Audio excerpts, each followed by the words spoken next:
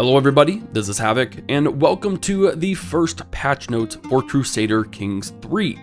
Going a little bit off kilter here with my usual videos simply because I want to cover all the patch notes for this patch note set and obviously all of the future ones for Crusader Kings 3. So this will not be scripted, this will be more offhand, a little bit of me rambling, but mostly just going over the immensity that is these patch notes because they are absolutely massive. Hands down, probably some of the longest patch notes I've ever seen for any game in the world. So it's really exciting to see that they were able to tackle so many issues so quickly. Now this will be a very long video, and some of the things that I have highlighted may not be important to you. Some of the things that I didn't highlight may be important to you. I kind of picked the things that affected me the most, or the things that I've seen in comments, things of that nature, kind of some of the more bigger issues. And then for some of these, I will pretty much just offhandedly mention them, or I'll just read them and move on to the next one because there won't be much explanation to do. Some of these I will give my opinion on. So it's going to be a little bit weird for me, hopefully not weird for you guys, but let's go ahead and dive on into the patch notes 1.1 for Crusader Kings 3. We'll be here a while. We are going to start with game balance. Being unable to inherit titles no longer blocks claim inheritance. The castrated, bastard, and disinherited traits still block claim inheritance only from within your dynasty for disinherited, which is pretty cool. I really enjoy that. Clan rulers now desire fewer spouses the lower their tier is. The piety penalty only triggers if they are below desired spouses. The numbers are: for Baron and Count wants 1, Dukes want 2, Kings want 3, and Emperors 4. So that's actually pretty interesting. What you're gonna see here is probably, with the clan specifically, you're gonna see smaller families overall with smaller tier people, which kind of makes a little bit of sense because if you think about it, the bigger your empire is, the more bigger your family's gonna be theoretically. So not being able to support so many people is something to kind of consider when it comes to this. So I'm kind of glad this is here. Didn't expect it, but it does make sense. Confederate partition now ignores land held by vassals with title allegiance when there's titles within their own succession. Also known as elective titles, titles within their own gender laws. This means no more creating a kingdom where all the vassals will go with another title. Confederate partitions in general and successions are a little bit wonky for me. I still don't have a full grasp of them, but this does make a lot of sense. So I'm glad this is implemented, and we'll see what kind of implications it has on the campaign map here, whenever you play. Creating a title will now cause vassal de jure, or de jure, under it to lose title allegiance if their allegiance is to a title of the same tier. Also known as creating the Empire of Italia as the HRE will cause the Italian vassals to lose allegiance. Now this is title allegiance to the HRE.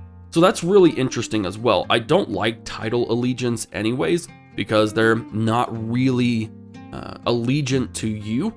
Personally, it's more allegiant to the title. So this is really kind of interesting that if you create titles within their own realm that they are de jure under, it makes sense that they would then lose allegiance to the HRE for in this instance, and then be more allegiant to the Empire of Italia. And it works. Denying call to arms now costs fame, potentially reducing your level of fame. Denying offensive wars has a small impact, but denying defensive calls have a massive impact. So this is something really interesting. I don't like how much the AI automatically calls you to war anyways, and I hope that this is kind of a beginning to the idea of offensive or defensive military alliances, which I discussed in my review, and is one of the biggest things that I don't like about Crusader Kings 3. So to see now that it costs fame to reduce or to deny a call of arms does have me a bit concerned, but I am more willing to deny an offensive war, which I'm glad has a smaller impact, instead of denying a defensive call. So you'll kind of just have to pay more attention to whether it's an offensive or defensive war, and then you'll definitely want to always defend against anyone who is attacking your allies. Denying a defensive war now reduces opinion with your ally by -50 for 25 years, which is pretty huge, again going to that massive impact. Denying an offensive war now reduces opinion with your ally by -20 for 5 years. That's not nearly as intensive, and again, reducing your level of fame is something that's really amazing here, simply because it means you're going to want to choose your allies a little more carefully. I always went with Byzantium, for instance, because they were the biggest kingdom, but if you're not willing to defend with Byzantium, or Byzantium, however you want to say it, then you're gonna really feel the impact of that. So being able to pick people makes it a little more interesting who you're gonna ally with in the future.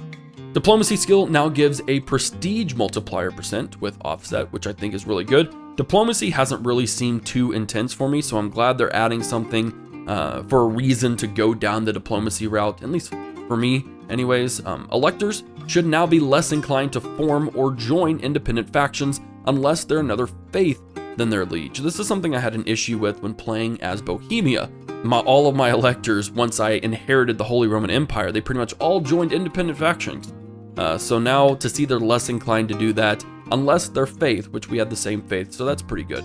I really enjoy that. The pregnancy thing isn't too drastic for me. It's reducing it by percentages, by tenths of and hundredths of percentage instead of whole percentages, so that's not something I'm too concerned about. For player cultures, the culture head now updates within a month when one ruler becomes bigger than another. And then for player dynasties, the dynast now takes at most 1 month to update when someone else becomes more than 10% stronger rather than up to a year. So these aren't too intensive. Again, the only thing that really occurs here is you being able to pick your, in terms of culture, being able to pick your technology, and for dynasties, being able to, have those dynastic head decisions, which within a year, I can't imagine there's anything going on that you're like, man, I wish it had updated faster than a year because I wanted to do this and this. So I don't think it matters that much, but I am pointing it out because they're just making sure those updates come a lot quicker. The AI is now much more likely to demand the conversion of heretical vassals if their refusal, would result in them being marked as criminals. This should make the AI less likely to collapse to heresy. So this is pretty cool as well, especially if it being marked as criminals, because then they could then imprison them and hopefully reduce the heresy in their own kingdoms. I have seen many countries collapse to heresy before, so seeing this really makes me happy. Denying a conversion request now gives the liege a revoke reason in addition to the imprisonment reason they already got. So again, if this works with the AI, which it should, because this is not a player-focused thing, so you'll be able to revoke a title, give a valid reason that won't give you tyranny, in addition to the imprisonment reason if they don't want to convert. Outbreaks of heresy now increase the fervor of the affected faith much more positively. This means that large faiths are more likely to bounce back to max fervor after a heresy outbreak. This is really cool. I like this as well. I'm going to say this is cool a lot because a lot of these things are really cool. This is some things that you don't really notice sometimes, but you can tell that they're going to have a pretty huge impact on the game. It means that things like Catholicism are more likely to bounce back after a heresy outbreak, which heresy outbreaks are pretty common throughout the Catholic world especially. So this is a good thing. If a vassal asks for something in return for you asking them to convert faith, denying their request no longer gives you an imprisonment revoke reason on them. You are being impious by not parting with simple material wealth. This is great as well. So basically, if they ask for something in return, you deny them.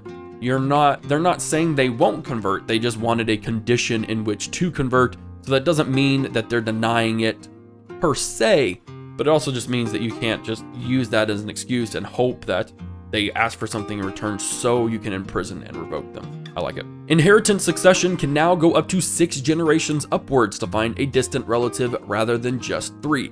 I don't really know what to think about this in particular, but it does make it interesting that it's going 6 generations to find a distant relative rather than 3. Again, I guess it makes sense, but you're kind of stretching. But I guess a lot of claims in history have been like, oh, well, my great-grandfather's aunt's cousin's uncle, twice removed's grandfather, was the king of Ireland, so I have that claim. Guess it makes sense. It is now harder to murder someone you're at war with or murder their vassals or courtiers.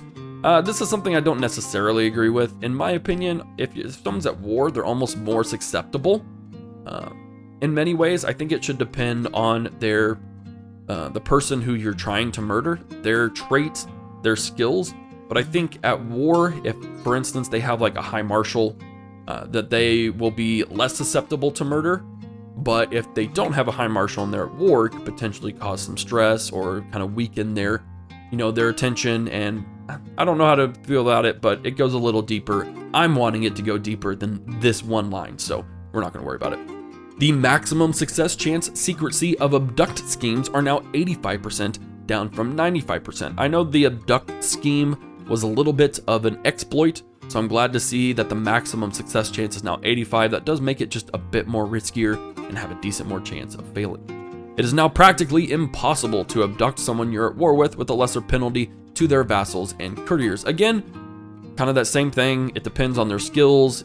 I think it needs to be more skill-based rather than just a complete kind of cap at what could potentially happen.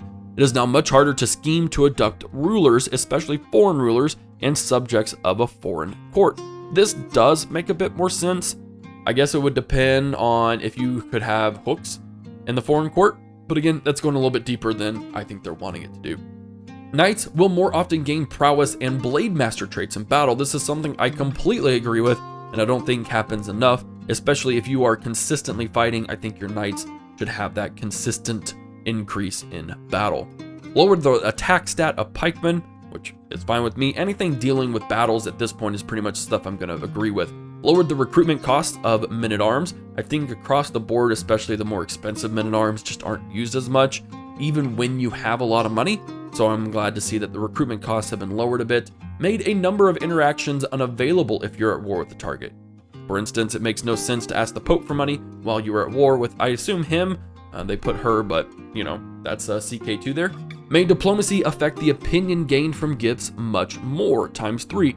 This makes sense. The higher your diplomacy is, that is your kind of goal. So if you're giving gifts, that's going to have a higher diplomacy increase, which I agree with. Military prestige and piety maintenance costs no longer reduce your fame or devotion gain. I saw this in a couple of my playthroughs. I don't know if it was consistent across the board or if it was just kind of a bug. So I'm glad to see that your prestige and piety maintenance doesn't reduce your fame or devotion. It doesn't make too much sense there. Outnumbering the enemy now further increases the survivability of your knights. Again, I've seen some people who have fought a much smaller army and all of their knights die. And it's just like, it doesn't make sense. So I'm glad to see this as well. Rebalance debt so that now comes in levels. I will always agree with level increases instead of just a base number. The higher the level, the harsher the penalties. Penalties include levy reductions to make severely indebted realms collapse easier. Again, trying to make the AI not exploit the game so much is something I will always be a fan of, so I'm glad this is here. Reclusive characters will no longer host feasts. This makes sense. This was kind of, I won't say an exploit, but you as a reclusive character could kind of snap out of your reclusiveness if you were holding feasts.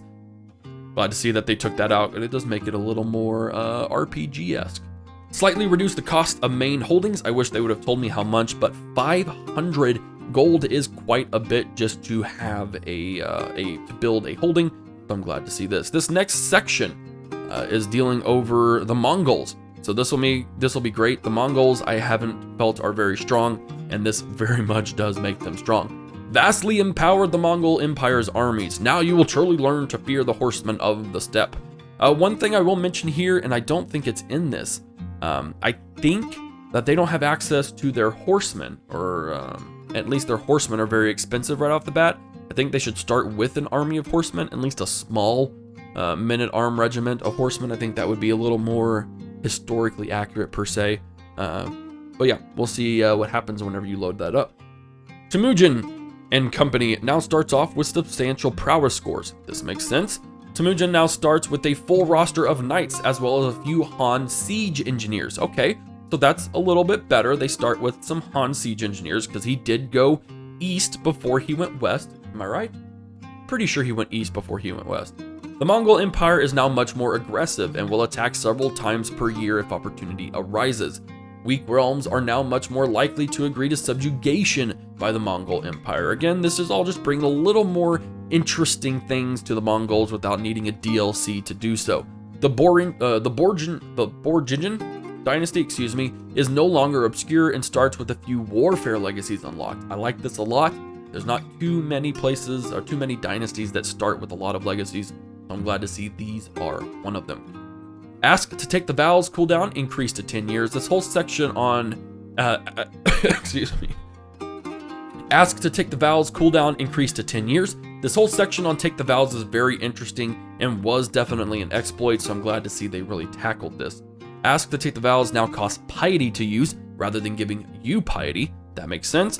Asking to take the vows improves the opinion of your court chaplain and head of faith when used. Makes sense. The take the vows interaction can now be used on characters of 10 years or older. Used to be only adults. Okay, so you could do that for bastard kids or even sons you don't want to inherit the throne. You can kind of make them take the vows, which I think they still could inherit, but their line would die. The take the vows interaction can now be used on characters that are married or betrothed. The take the vows interaction can now be used on characters that stand to inherit titles. There we go. This means that it's possible to prune your partition inheritance by disinheriting children using this tool. Okay, so if they take the vows, I guess that makes sense. They will not inherit titles. So retract my previous statement, use it on other sons and children you don't want inheriting instead of disinheriting them. It's a pretty cool way to do it. The AI acceptant values of ask to take the vows have been massively reworked to take many things into account. Most notably, having a learning education makes children much more likely to want to go to church. Interesting. I would almost have that as a reverse thing. I'm not saying that churched people are uneducated, but it kind of makes more sense that uneducated people are more willing to listen to the church and take those vows because they're uneducated. Having higher educated children would make them almost more independent in my opinion, but this is for AI acceptance, so it's not for our own people, so whatever. Using ask to take the vows on someone now moves them away from your court into the court of a theocrat in the realm, if there is one, or into the pool. So you ask them to take the vows, they're gone. They are no longer in your court, which works. I guess it kind of deflates, unbloats, I guess, whatever the opposite of bloating is, your court, so that works for me. You cannot force characters, married and betrothed, into the incorrect lineality to take the vows, i.e. women in a patrilineal marriage. So this is interesting. So basically, you can't force a woman to take the vows in a patrilineal marriage, and you couldn't therefore make a man take the vows in a matrilineal marriage. That's really interesting. I wonder what the logic behind that was. You now need a strong hook to force acceptance of ask to take the vows. Weak hooks give a bit of acceptance instead. This makes more sense to me. You need something really strong to force them into accepting to take the vows, because that's not something anyone's willingly going to do. I wonder what that will do for prisoners, because I know I myself have asked prisoners to take the vows in order to release them. I wonder if it's down here. It's been a while since I looked at these. The AI is now more inclined to buy certain men-at-arms based on their culture. This is something I'm always on board with. If you want to make the game work and not seem so bland and the same, you make cultures act like their cultures. So this makes more sense. So the more clan tribes, or at least the more steppe featured tribes, will probably have more horsemen. And then the other, Vikings will have more swordsmen or more bowmen, etc., etc. The AI is now more inclined to recult their cultural men-at-arms, So this is also something really great. It means Bohemia, you'll see those swordsmen. You'll see some of those steppe horsemen come into play. You'll see cataphracts more. I really enjoy all of that because, again, it creates diversity by default, which is something I will always praise. The AI is now much more likely to request money from their head of faith, especially if their head of faith is very rich. It means the Pope. I've heard he is wealthy beyond all means. So I like that the AI will now do that to hopefully limit how rich the head of faith will always be. The AI is now reluctant to betroth boys to old women, regardless of them sharing their dynasty or not. Again, this was something to kind of exploit in a way, so I'm glad the AI is not going to do that anymore. The AI now only wants to spend money on recruiting guest claimants that have claims on bordering realms. So this is going to be something they're going to tackle throughout this whole thing. but the whole Sweden having a province in Spain, a province in Syria, a province in Byzantium, and a province in Ireland, they're now only going to accept claims on bordering realms, which is something that I think will help that weird Sweden creep that always appears to happen. The AI, primarily war defenders, will now consider white peace more often to avoid dragging wars on needlessly. They'll look at how long the wars have lasted for and compare that to their current war score.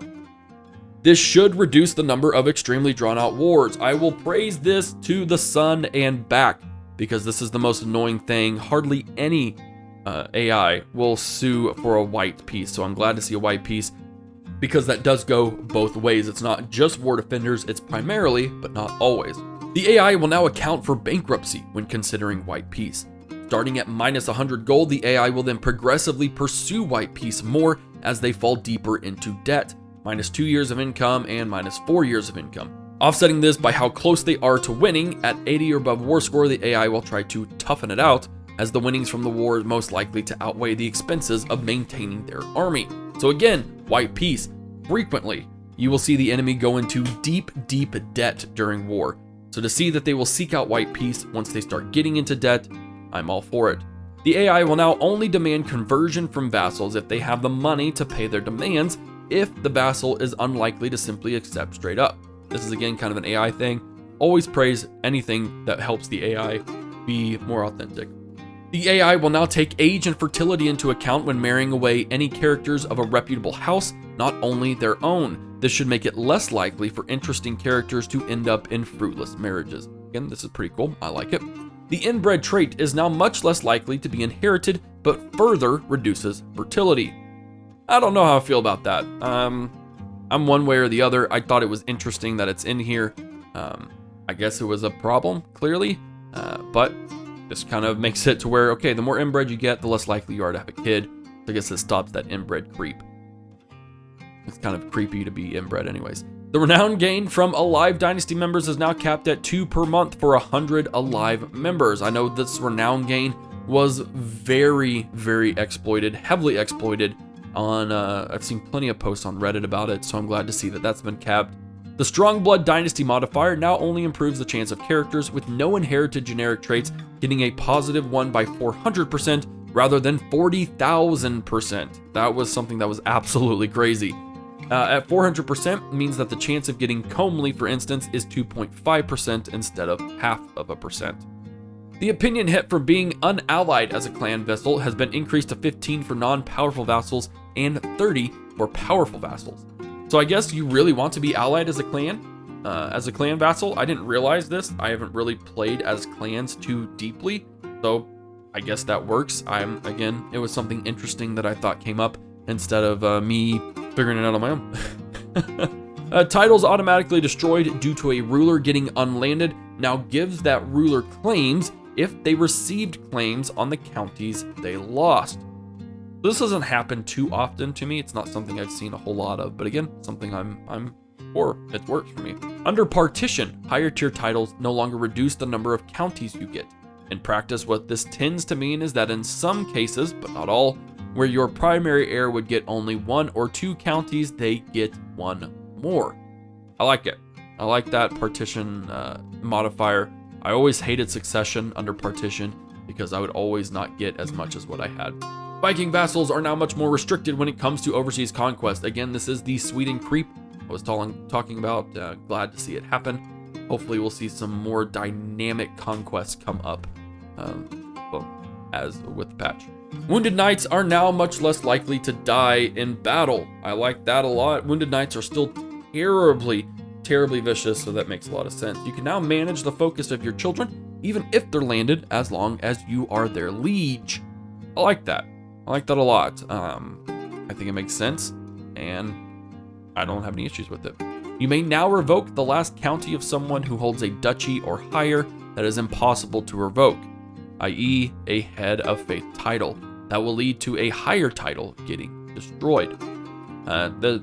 Revoking and counties and titles and everything has been a little bit iffy, so I'm glad to see anything that works on those. You must be at peace to create a new faith. That makes sense. There's a lot of things you can't do while at war. creating a new faith in the middle of a war doesn't really make sense. Your liege now gets opinion of predecessor towards your heir when you die, if they end up your heir's liege and your heir had no liege or a different liege. So that's a little bit of a tongue twister, but it works. I like that, the opinion of your predecessor. It gives a little bit more of an impact. So for instance, you probably couldn't, max execute people right before you die, so you don't have to worry about prisoners with your heir. I think that is probably kind of that exploit, or just in general, don't be a dick as the current liege, so that way when you get your heir, they don't automatically have a bad opinion and screw things up. Wandering characters with absurd amounts of gold will now tend to spend it all on improving themselves. No more inviting wanderers with 7,000 gold and then banishing them. Again, this is just an exploit thing they're dealing with, so that works for me. Increasing the level or splendor gain from Dynasty of Many Crowns decision from 75 to 1,000. That makes sense. Dynasty of Many Crowns is a pretty huge achievement, so getting a lot of splendor gain makes sense. Increase the area of the Stammerschugotum to include parts of Bavaria and northern Germany, so all cultures of Germans are able to gain the innovation. Increases the base fortification slightly for castle holding upgrades. Intimidated, I'm assuming that says intimidated. Intimidated vassals are now slightly less deterred from joining factions. I think that's a little messed up. I think an intimidated vassal shouldn't really join. Jarl Hesting now starts at fame level 5 instead of 6. He's not as great as everyone thought he was, so he needs to be knocked down a bit. Made the religious construction county modifier focus more on bonuses for temple holding specifically instead of development in general. I like that idea. It needs to be focused as religious construction for temple holdings only. Nerfed the supplies siege event to grant a total of 20 siege progress down from 40. It was a little bit OP. Peasant leaders now get a discount on raised levy maintenance, making popular revolts less likely to succumb to crippling debt. Peasant and populist faction leaders now gain gold contributions from faction members when war is declared, so they can pay army maintenance. The gold is removed once the war has ended. This is really interesting, but it's again something that makes sense, so I like it. Restricted the intrigue scheming events, confused heritage to players only, as the AI was going a bit wild with it and turning everyone into bastards unnecessarily. I love that. I love these. I will always include the really funny ones because I think it's absolutely hilarious that this happened, but I'm glad they limited to AI or to players only. The AI is now less likely to want to spend gold on guests during war when their coffers are running low. Works. The AI now should be more inclined to build castle holding upgrades. The regional innovation Stammerschugotum, now also reduces the likelihood that vassals will join independent factions, which I like that as well, kind of a unifying German culture event. There are now a 5 to 10 year grace period on game starts before populist factions will form. That way you're not just overwhelmed right at the beginning. Vassals are now increasingly likely to join factions the more in debt their liege is. This is also really good. If their liege is in debt, he can't handle his taxes, therefore he doesn't need to be in power. The men-at-arms for the Jabrojnosh now counter pikemen in addition to archers. I like that. Restoring the HRE is now easier and more rewarding while still requiring a decent amount of prestige, realm size, and controlled kingdoms. It's very hard to restore. Well, it's not hard. It is a little bit difficult to restore the HRE, but I'm glad they made it easier and rewarding. Independence factions now has domains on all faction members as a war goal. When you successfully ask a vassal to end an offensive war, the defender now gets a small opinion bonus towards you. Kind of makes it an incentive to actually stop a war aside from you just don't want them fighting. The maximum penalty for being over your domain limit is now minus 100% taxes and levies, increased from 90%. If you vastly exceed this is a big one, if you vastly exceed your domain limit for more than 1 year, which is the grace period for new inheritances and conquests, all buildings will deactivate until your domain limit is lowered. This means you do not want to ever go over your domain limit, and if you do, get it the heck out of there as quick as you can. All right, this next section is over the AI specifically. Discourage the AI from doing naval invasions when land invasions are feasible. This is always great. Gave the AI dancing lessons. Highlighted it because it's dancing lessons. Gave the AI some self-confidence lessons just because it's liege. I'm talking faster because we are almost 30 raw minutes into this, and I'm maybe a fourth of the way through. Just because its liege is a complete coward doesn't mean that it should avoid making or joining factions. It should only do so if they themselves are cowards. Awesome. Inform the AI of the existence of the player when it is trying to spread out to avoid attrition. This was a big one that I'm really glad has been fixed. Inform the AI that if it has nothing else to do in a war, it might as well defend the war goal. This also makes a lot of sense. Russian Vikings are now much more unlikely to conquer overseas. Again, the creep. You're no longer going to see Novgorod over in Spain, for instance. Makes sense. Should now be better at merging small army stacks. Sternly told the AI that when it's trying to support the player, it shouldn't try to retreat just because the enemy is coming right at it, except if it hasn't yet arrived at the player's location. Yes, that's great. Taught the AI how to count. It will now, when deciding whether to raise its troops, consider all its troops, not just its levies. So it won't refrain from raising its troops just because its levies alone would be pointless to raise. The AI is more likely to acquiesce to a faction man when they're deep in debt. The AI is no longer more eager to join a claimant faction if the claimant is close to death, but instead less likely. Again, if he's about to die, there's no use in doing anything because he's going to die soon. The AI is now more likely to create holy orders, but gets less likely to do so the more holy orders a faith has. AI no longer minds matrilineal marriages for men and patrilineal marriages for women in most cases when those marriages are within the same dynasty. The AI now wants to recruit guests that have a positive relation with, for example, friends or lovers. The AI no longer bothers the player with offensive call to arms if they're the primary defender in a war. They will now use ask to take the vows under certain circumstances. They will now wait longer to send a new ransom request to the player after they previously denied one. The distance the AI is willing to raid is now based on its tier. This is something that's really cool and makes a lot of sense. The smaller the country is, the less further they are able to raid. The bigger they are, the bigger ships, the bigger places they could raid. I love it. Told the AI might as well support the player if there's no enemies around as long as there's enemies somewhere, rather than running off to go do its own thing and siege something. I love that as well. Told the AI that considering the threat of enemies when you're at sea makes some sense, even if they can't get to you while you remain at sea. Told the AI that counting the player's enemies twice if their movement locked and trying to decide if the player needs help or not might lead to some silly decisions. That hunting down enemy armies and enemy territory is a good idea if it is safe to do so, even if it is currently in a defensive mode. That it is a good idea to raise more troops when it already has troops raised. It might actually be a good idea to try to avoid running into enemy units while raiding. This is crucial. That it really doesn't make any sense to try to retreat from a dangerous enemy while at sea. Makes sense. Told the AI that it shouldn't bother sending support to the player while the player is just moving around at sea. Only once the player is standing still or making landfall does support make too much sense. I love it. It's really helping wars, guys. Really helping it. That it's fine to hunt down enemy armies that aren't either in the attacker or defender's territory. So kind of just pursuing them off the map. That just because it thinks a battle's about equal, that doesn't mean it should refrain from piling more troops to be 100% sure. That when deciding where to raid, it might make sense to measure the distance by sea, not as the crow flies. Told the AI that when it has decided to either retreat or stand and fight, there's no point in doing other things like hunting nearby units or trying to merge with a friendly stack. That when supporting the player while the player is at sea, it makes sense for it to go to the same province rather than stay on land. These are awesome. Not to bother pushing the claims of vassals. Its own, its direct vassals, and its courtiers should be plenty. So yeah, it was just pushing way too much. Way too much.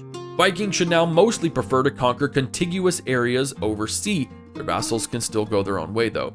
When granting titles, the AI now has a small preference for giving away titles it more recently acquired instead keeping its older titles. All those really just make sense.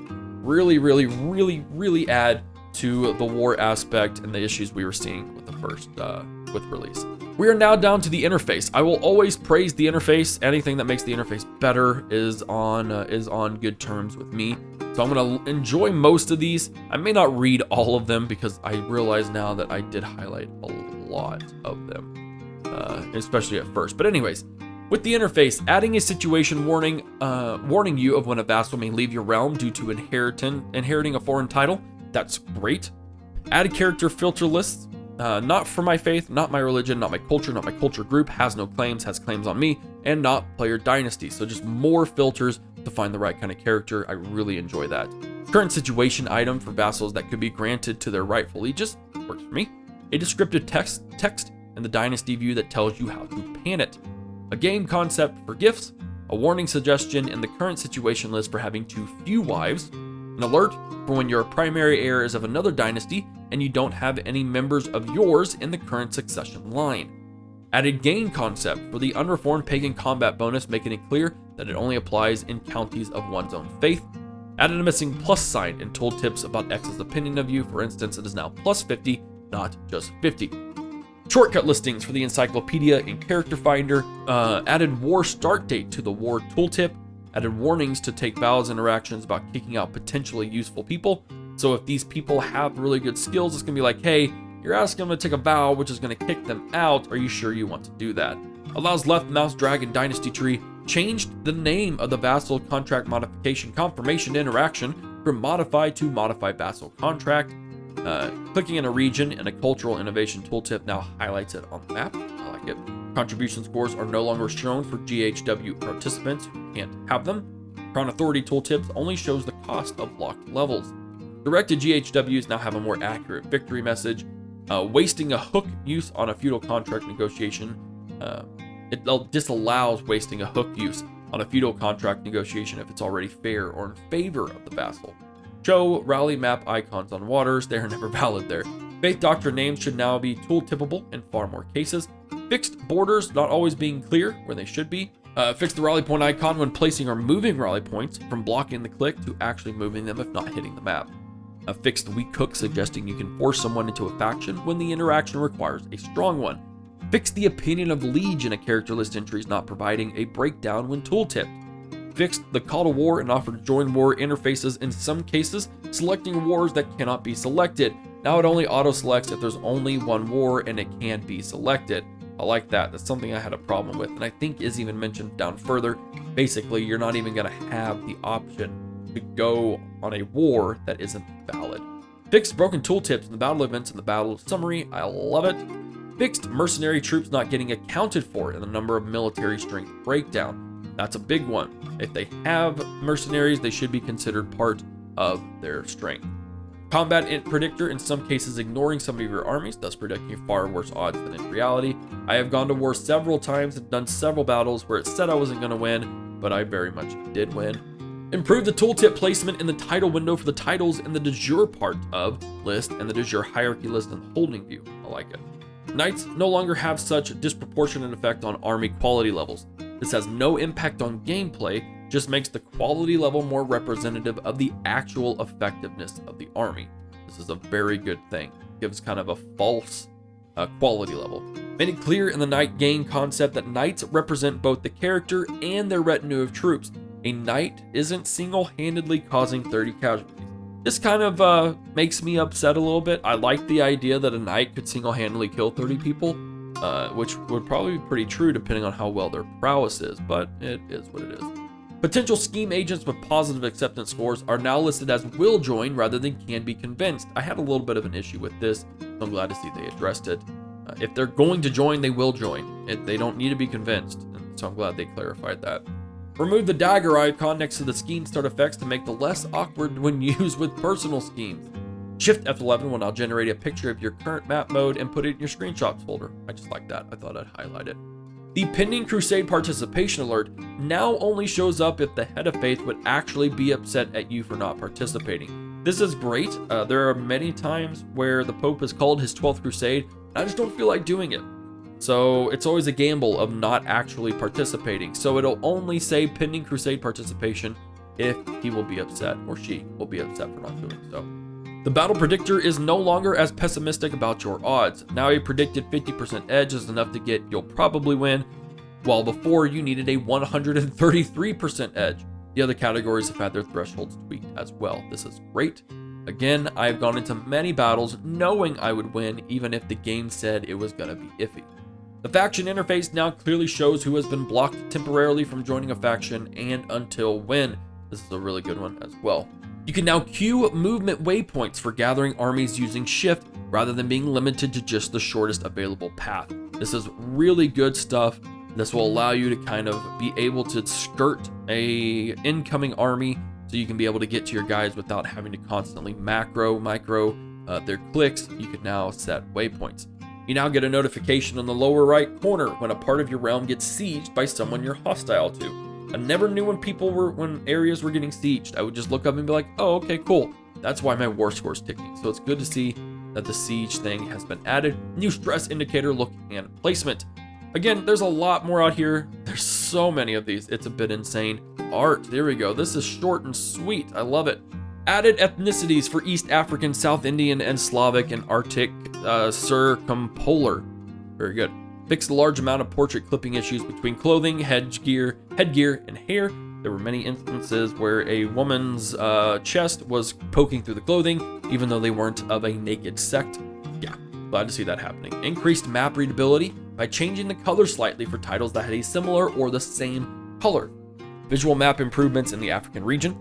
New siege window layout and art. I'm really excited to see that. Improved HUD visuals, color-coded education trait icons, increased contrast of character portraits, cleaned up file structure, war overview now looks cooler. I like that. Culture window looks cooler too. Great Holy War is actually great. Cultural icons are now unified to always display as a candle. Great.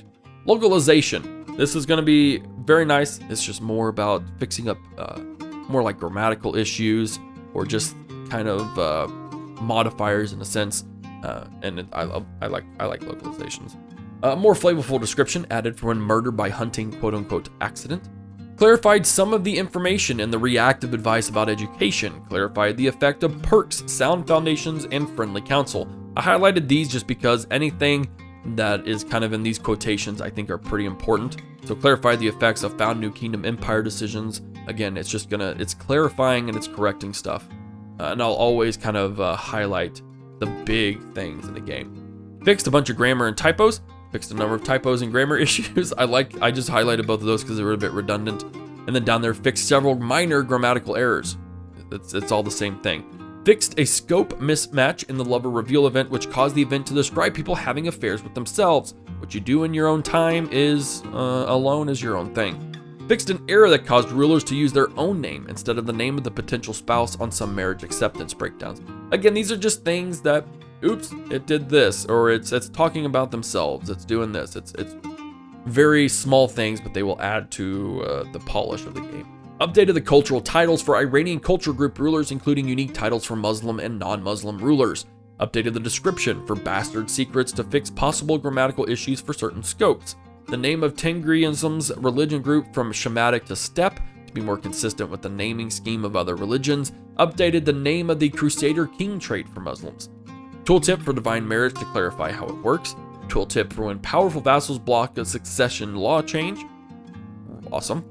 Various typos and grammar issues fixed. Various typos fixed in traits and interactions. And added localization to some triggers that were missing it. Overall, localization is great. It makes things not derp as much. And I'm always glad to see it. Game content. This is not a lot, but it does add to the game. Add define for the desired number of spouses in a polygamous faith. Allowed to specify the value per primary title tier level. Added a new IR. IR? Cultural men-at-arms for Iranian cultures. Added a new suggestion to recruit men-at-arms when a player has fewer regiments than expected for their rank. So if you are a king and you only have 2 men-at-arm regiments, it's gonna be like, dude, you could probably get a little bit more in there instead of just relying on your levies. Added animations, AI balancing, localization, and other small things to martial events. Great.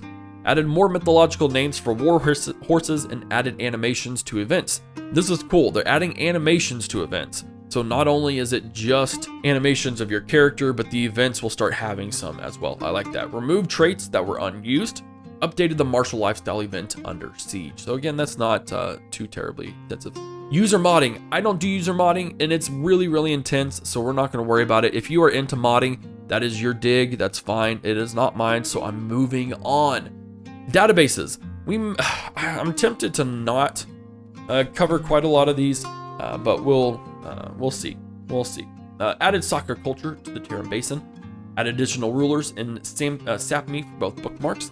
Adds more variety with independent tribes, while splitting up the larger realm of the Finnish ruler in Oulu. Added the Gwayi circuit as an independent realm in 867 to better represent the history of the area and the surrounding Chi. Aquitaine now has Salic law, male-only title-specific succession in 867. Changed Andrew the Apostle's culture from Scots to Greek.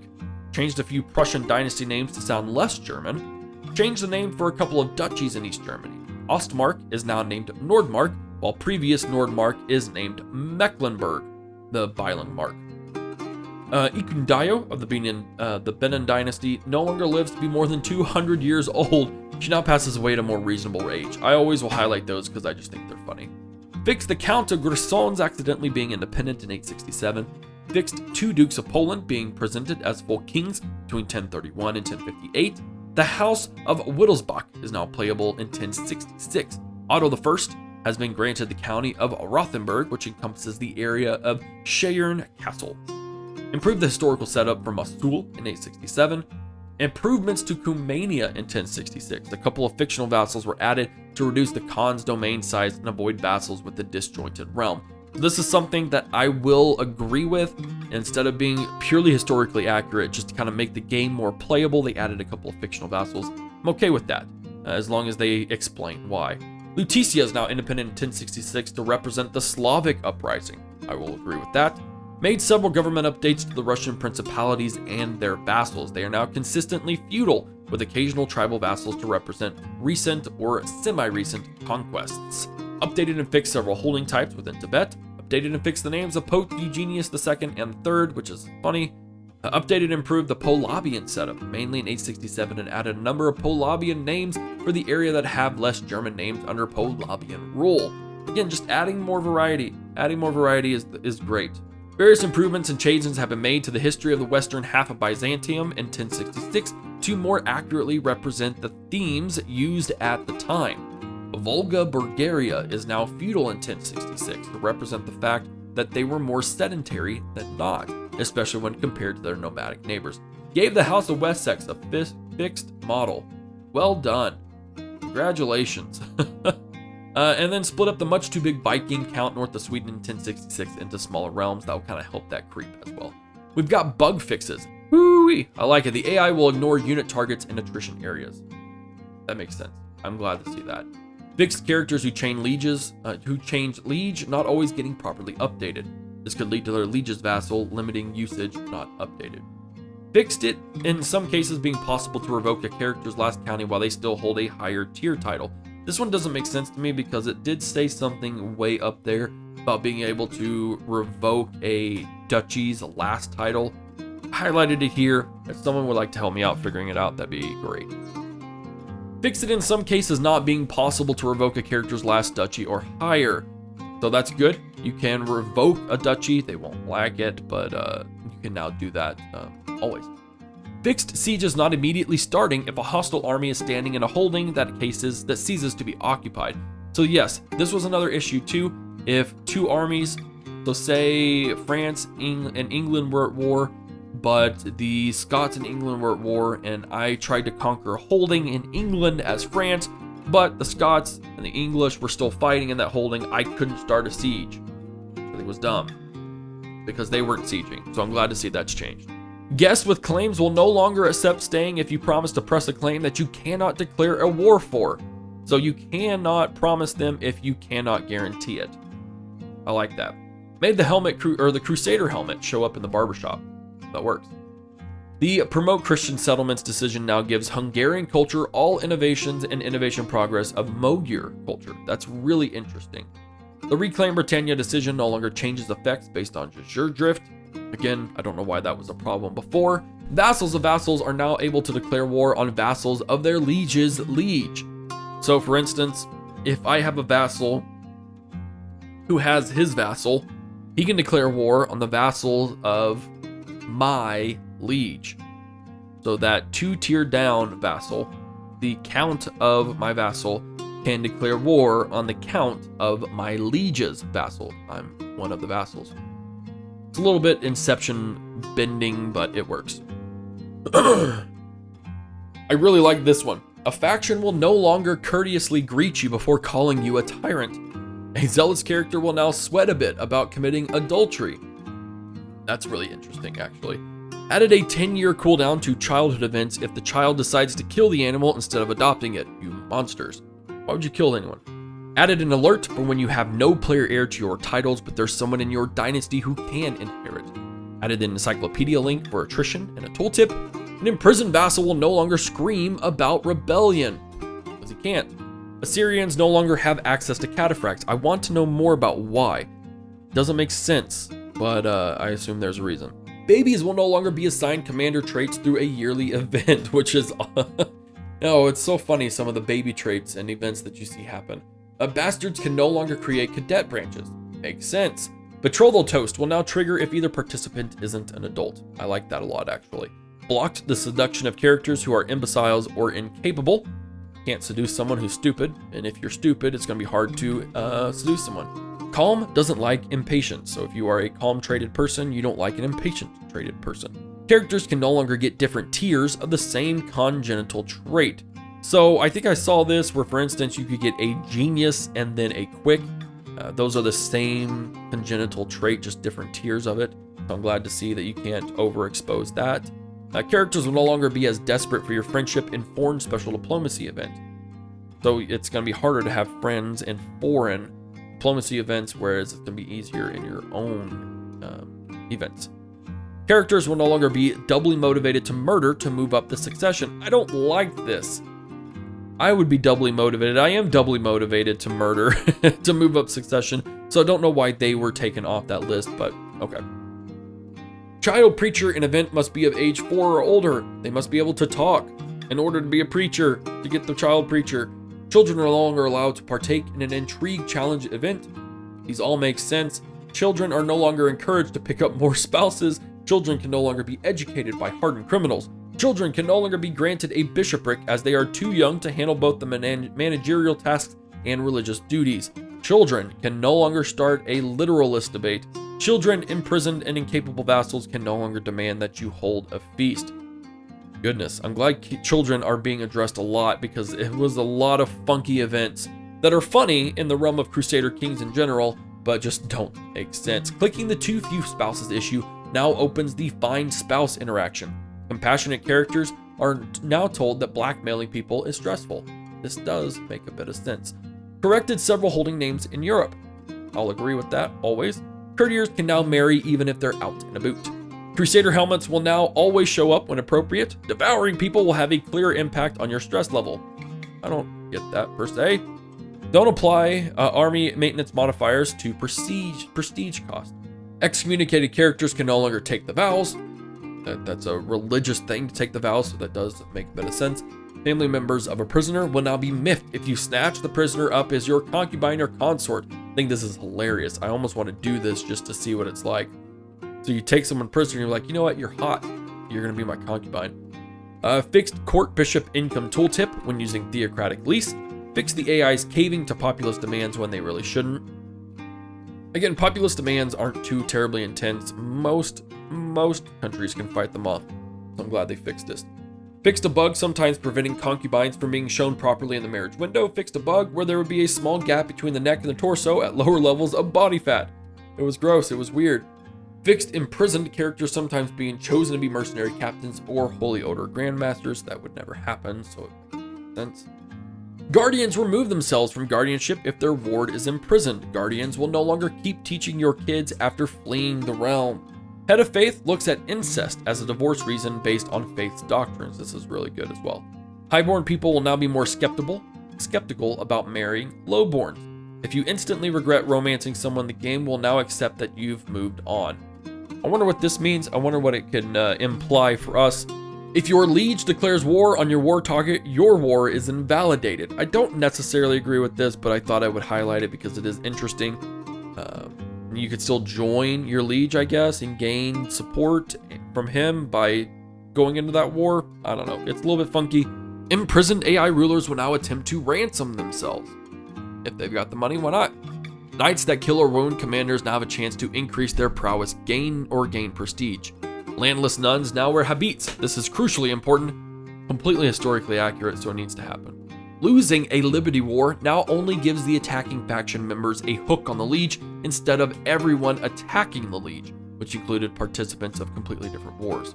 Make a sieging standing army use proper siege animation. Also play victory animation when winning a siege. I like that. Married couples will no longer be exposed if they have an affair, as if they have an affair if they are also lovers. I think that's hilarious. Oh yeah, we're lovers. Oh, it's an affair, but Neighboring ruler war resolution messages will now name the war. That kind of just gives you an idea of where it is. I will agree with that one. People are now less eager to marry people they are terrified of. People that are terrified of you are now more likely to agree to marriage as long as they don't have to marry you. So if you are the one introducing the marriage and it's not you yourself, they'll be more apt to accept, which I think is funny. Player unit graphics are now prioritized over other unit graphics when they occupy the same position. That way you know where your own units are. I like that. All right, we're getting there. We're getting there. Show both siege weapon and standing unit during siege if army has a siege weapon. Like that. Show the maximum possible tax and levies for bishops in the endorsement tool. That's really crucial.